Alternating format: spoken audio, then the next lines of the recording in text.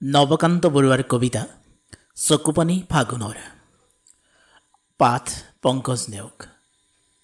মোকতো পুৱাই চিনি মই যে ফাগুন, অকৰা কবিৰ সতে চুপতি মৰাৰ বাবে মোৰতো বহুত বদনাম। চাদৰৰ আঁচলেৰে নিচান উৰুৱা দুচকু ধূলিৰে থাকি অচিনাকি বান্ধৱীক প্ৰথম দেখা মুহূৰ্তটো খেলি মেলি কৰি দিয়া মোৰ অতি জঘন্য অভ্যাস। মোকতো পুৱাই চিনি মই যে ফাগুন। এনেতে ভণ্টি আহি কবিতাটো মোৰ হাতৰ পৰা লৈ ক'লে মই আবৃত্তি কৰিম। মোকতো পুৱাই চিনি মই যে ফাগুন, অকৰা কবিৰ সতে চুপতি মৰাৰ বাবে মোৰতো বহুত বদনাম। চাদৰৰ আঁচলেৰে নিচান উৰুৱা দুচকু ধূলিৰে ঢাকি অচিনাকি বান্ধৱীকে প্ৰথম দেখা মুহূৰ্তটো খেলি মেলি কৰি দিয়া মোৰ অতি জঘন্য অভ্যাস। মোকতো পুৱাই চিনি মই যে ফাগুন। এনেতে দেউতা আহি কবিতাটো আবৃত্তি কৰিবলৈ আৰম্ভ কৰি দিলে। মোকতো পুৱাই চিনি মই যে ফাগুন, অকৰা কবিৰ সতে চুপতি মৰাৰ বাবে মোৰতো বহুত বদনাম। চাদৰে আঁচলেৰে নিচান উৰুৱা দুচকু ধূলিৰে ঢাকি অচিনাকি বান্ধৱীক প্ৰথম দেখা মুহূৰ্তটো খেলি মেলি কৰি দিয়া মোৰ অতি জঘন্য অভ্যাস। মোকতো পুৱাই চিনি মই যে ফাগুন।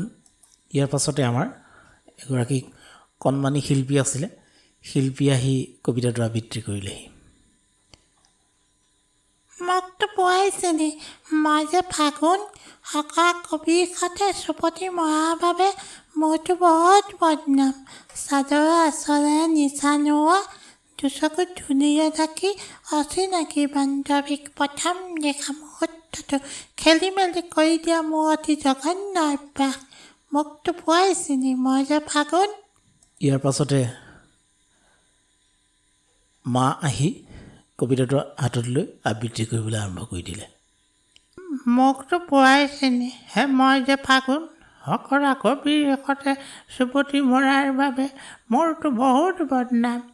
চাদৰৰ আঁচলেৰে নিচান উৰুৱা দুচকু ধূলিৰে ঢাকি অচিনাকি বান্ধৱীক প্ৰথম দেখা মুহূৰ্তটো খেলি মেলি কৰি দিয়া জঘন্য অভ্যাস।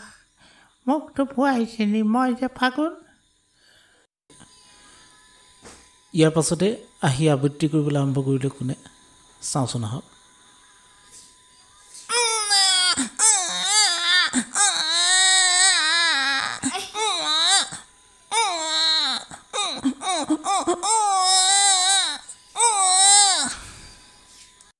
মানে মোৰ কবিতা আবৃত্তি কৰা নহ'লগৈ, গতিকে এই কবিতাৰ অনুষ্ঠানটো কেনেকুৱা হ'ল আপোনালোকে বাৰু জনাবচোন।